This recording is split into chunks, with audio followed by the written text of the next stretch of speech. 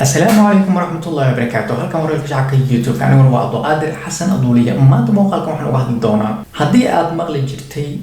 لعق نوجين هوية دلسي هوية مركا إلما أي ودشان وكلا أما إلما أي أمشو كلا إن لسي أدوية هذا waxaa soo baxay sharci cusub oo sanadkan 2024 ka bilaabanaya soo baxay aabaha loogu talagalay oo dhigiri maadaama hooyada lacag nuujin ay leedahay aabahana father-shaft urlob ha loo sameeyo hadaba father-shaft urlob muxuu yahay halkan ayaan kugu qaadaa dhigi doonaa muuqaalkan waa ka faa'iideysan doontaa haddii aad tahay aabo oo ilmo ay ku joogaan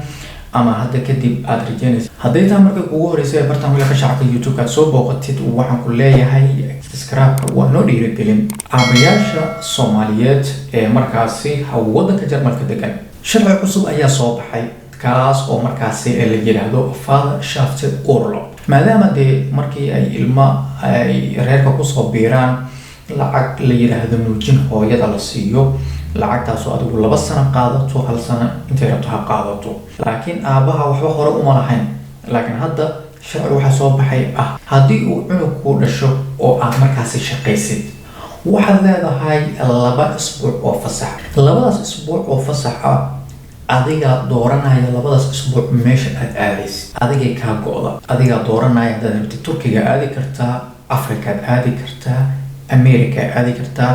meesha tarabta adaa dooranaya adiga keensanaya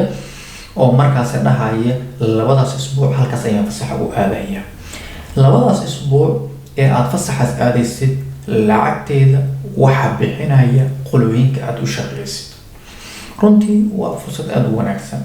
2 isbuuc ayaa soo tarxiisaysa adduunka meestarta tagaysa qolooyinka aad u shaqaysa ayaana markaas fasaxa ku siinaya ayaga ayaana lacagta bixinaya waa sharci markaasi soo baxay 2024 sharcigaas waxaa loogu talagalay aabayaasha hadaba hooyadu ma lahan laakiin aabayaasha kaliya ayaa iska leh waxa la yiraahdo father-shaft urlob ayaa la yiraahdaa hadaba ogow haddii ay ilmo dunida kugu soo biiraan ardayda soo socda